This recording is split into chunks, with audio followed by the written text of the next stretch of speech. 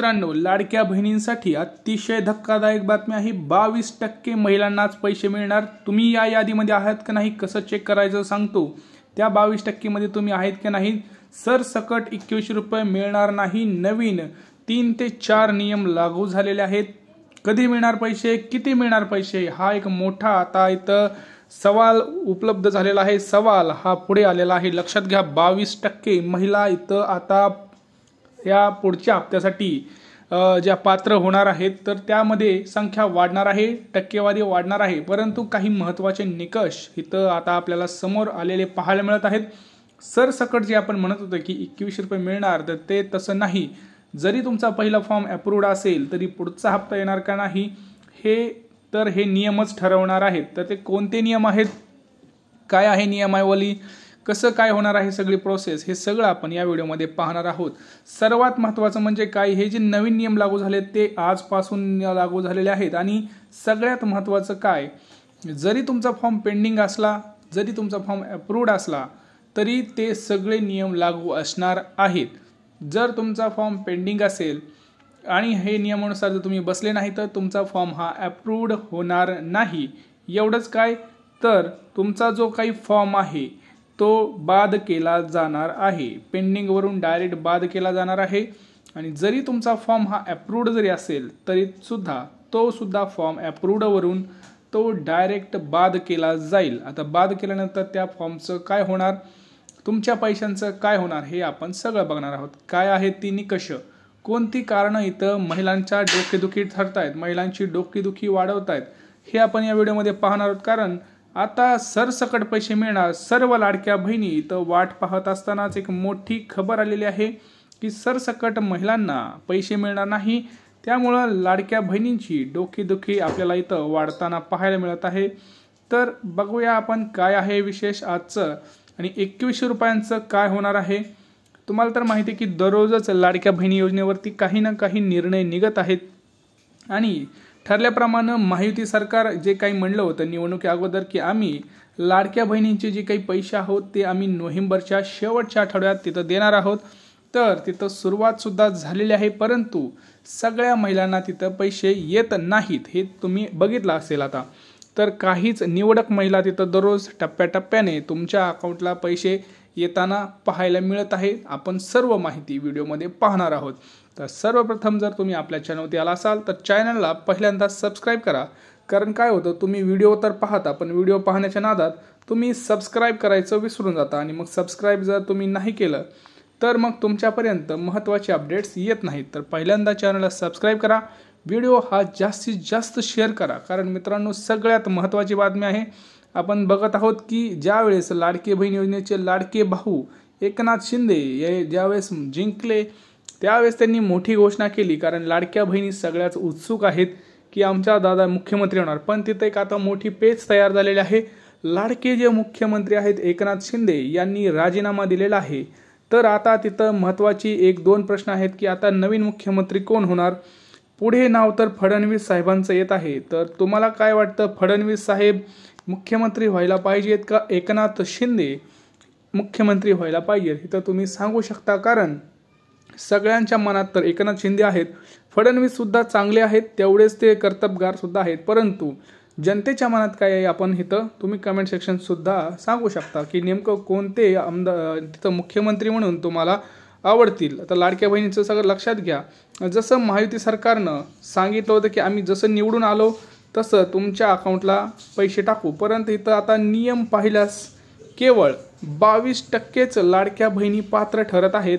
सरकार स्थापन होण्यापूर्वी या नेत्याचं वक्तव्य आलेलं आहे। लक्षात घ्या, सगळ्यात मोठी बातमी आहे। आता सरकार स्थापन व्हायला काहीच दिवस उरलेले आहेत, काहीच तास उरलेले आहेत। तर लवकरच सरकार सुद्धा स्थापन होणार आहे। तर त्याच्या अगोदरच बघा नियमावली आलेली आहे। नियम जे काय सांगत आहेत, तर 22%च लाडक्या बहिणी इथं पात्र होत आहेत सरकार स्थापन होण्यापूर्वीच। ही एक वक्तव्य केलेलं आहे। कोणी केलेलं आहे बघा, सत्ता आलेली आहे तर महाराष्ट्रातल्या शेतकऱ्यांचा 7-12 कोरा करावा, असे आवाहन शेतकरी संघटनेचे नेते राजू शेट्टी यांनी केलेले आहे। लक्षात घ्या बघा ते काय म्हणतायत बघा लाडक्या बहिणीविषयी सुद्धा। लाडकी बहीण योजना महाराष्ट्रातील विधानसभा निवडणुकीत महायुतीला प्रचंड यश मिळालं। या यशानंतर राज्यात तर देशभरात मुख्यमंत्री लाडकी बहीण योजना चर्चेचा विषय बनली आणि महायुती सरकारचं जे सगळ्यात मोठं यश आहे तर त्याला कारणीभूत कोण आहेत तर लाडक्या बहिणी आहेत। तर महायुतीचा या राज्यातील यशाला सिंहाचा वाटा असणार आहे। राज्यात 2,40,00,000 बहिणींच्या खात्यावर 1,500 रुपये दिले जात आहेत। आता महायुतीने ही रक्कम वाढवून 2,100 रुपये करण्याचं निवडणुकी जाहीरनाम्यात म्हटलं होतं। राज्यात ज्या 2,40,00,000 बहिणींना ही रक्कम मिळत आहे त्यापैकी नवीन नियमानुसार केवळ 22% महिला या योजनेस पात्र आहेत असा दावा स्वाभिमानी शेतकरी संघटनेचे नेते माजी खासदार राजू शेट्टी यांनी केलेला आहे। सांगलीत ते माध्यमांशी बोलत असताना त्यांनी दावा केलेला आहे। लक्षात घ्या, हे आपण सांगत नाही आहोत, हे राजू शेट्टी म्हणत आहेत की 22%च महिला नवीन नियमानुसार इथं पात्र असणार आहेत। आता काय आहे तर नवीन नियम हे सुद्धा आपण इथं पाहणार आहोत। व्यवस्थित पहा, माहिती एकदम महत्त्वाची आहे, गडबड करू नका, एक वेळ काढून व्यवस्थित व्हिडिओ बघा, कारण तुम्हाला माहिती आहे भरपूर महिलांचे 3,000 अडकलेले आहेत मागचे। एवढंच काय तर पुढचे 2,100 रुपये, जवळपास 5,000 रुपयांचा प्रश्न आहे मित्रांनो। 5,000 रुपये म्हणजे खूप मोठी रक्कम आहे, इथं 1 रुपया कुणी देत नाही, तुम्हाला माहिती आहे। तर लक्षात घ्या, पुढे सुद्धा काही म्हटलेलं आहे, ते म्हणत आहेत की विधानसभा निवडणुकीत सगळ्याच भगिनींनी तुम्हाला भरभरून मते दिले आहेत असा दावा सरकारचा आहे, त्यामुळे त्यांच्यात भेदभाव करण्याची गरज नाही। सरसकट महिला ज्या 2,40,00,000 महिला पात्र आहेत त्यांना पैसे तुम्ही द्या असं त्यांचं म्हणणं आहे। तर त्यामुळे सरसकट महिलांचा वाढीव लाभ हा मिळाला पाहिजे असं त्यांनी म्हणलेलं आहे। आता अजून एक पुढे म्हणलेलं आहे की 7/12 जो आहे तो कोरा करावा। जो शेतकरी मित्र आहे, शेतकरी संघटनेचे नेते राजू शेट्टी यांनी सांगितलं आहे की महाराष्ट्रातील शेतकऱ्यांचा 7/12 हा कोरा करायचं आवाहन हे तुम्ही दिलं होतं, तुम्ही आम्हाला वचन दिलं होतं, तर ते लवकर वचन पाळा असंही ते म्हणत आहेत। आता बघा, ह्याच्यामध्ये नवीन जर नियम बघितला, ज्यावेळेस आपण नियमावली जर पाहिली तर त्याच्यामध्ये एक नियम असा आलेला आहे की तुमच्या इथं जर कोणी अशा भरपूर महिला आहेत मित्रांनो महाराष्ट्रामध्ये ज्या खऱ्या तर या योजनेमध्ये पात्र बसत नाहीत, नियमांमध्ये बसत नाहीत, तरी सुद्धा त्यांनी फॉर्म भरलेला आहे। त्याच्यामुळे झालं असं की ज्या खऱ्याच महिला आहेत, ज्यांना खरंच गरज आहे, त्यांनाच पैसे आले नाहीत, बाकी सर्व महिलांना पैसे गेलेले आहेत। बघा काय होतं नियमावली, पहिलं म्हणजे काय, तुमच्या घरी 4 चाकी वाहन नसायला पाहिजे।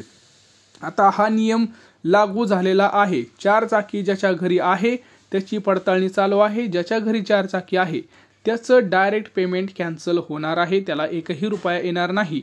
उलट त्यांची जे काही आहे ती तिथं परतफेड सुद्धा घेतली जाणार आहे। जर त्यांना पैसे आले असतील तर त्याची परतफेड सुद्धा होणार आहे। दुसरा नियम म्हणजे काय, जर कोणी इन्कम टॅक्स भरत असेल किंवा ज्याचं उत्पन्न 2.5 लाखापेक्षा जास्त असेल अशा महिलांचं तिथं लक्षात घ्या परत वसुली केली जाणार आहे। लाडक्या बहिणींची तिथं वसुली केली जाईल, कारण लाडक्या बहिणींना ही खरं गरजू आणि लाडक्या ज्या गरीब महिला होत्या त्यांच्यासाठी ही योजना आहे असं म्हणण्यात येत आहे, ज्यांचं उत्पन्न 2.5 लाखांपेक्षा जास्त नाहीये। परंतु महिलांनी काय केलंय की तिथं फॉर्म भरले गेलेले आहे, तर आता इथं कडक आता पडताळणी चालू आहे आणि हे नियमांचं पालन इथं कडक होत आहे, तर तिथं प्रॉब्लेम्स येत आहेत।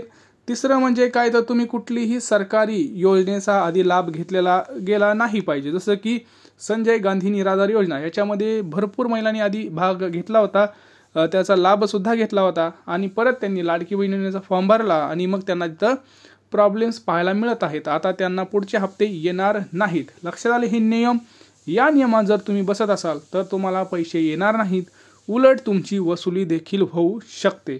लक्षात घ्या, व्हिडिओमध्ये आपण जे बोलत आहोत ते एकदम महत्त्वाचं आहे, कामाचं आहे, लाडक्या बहिणींच्या हिताचं आहे। लक्षात घ्या, पहिली गोष्ट काय आहे तर तुमचं उत्पन्न 2.5 लाखापेक्षा जास्त नसायला पाहिजे। दुसरी गोष्ट 4 चाकी वाहन तुमच्याकडे नसायला पाहिजे।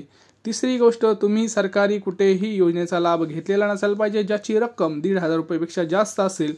चौथं म्हणजे तुमच्या घरात कोणीही इन्कम टॅक्स भरायला नाही पाहिजे। इन्कम टॅक्स जर कोण भरत असेल तर त्याचं सुद्धा तिथं कॅन्सल होणार आहे। या सगळ्या गोष्टींची तुम्हाला दखल घ्यायची आहे, तरच तुम्हाला पुढचे 2,100 रुपये मिळणार आहेत, बाकी पैसे तुम्हाला मिळणार नाहीत। जर ज्यांना पैसे मिळाले असतील तर त्यांचे पैसे वसूल केले जाऊ शकतात आणि ज्यांना पैसे असं वाट बघत आहेत त्यांनी वाट बघू नये, तुम्हाला पैसे तिथं येणार नाहीत। जसं इथं सांगितलं गेलं की 22%च महिला इथं पात्र होणार आहेत।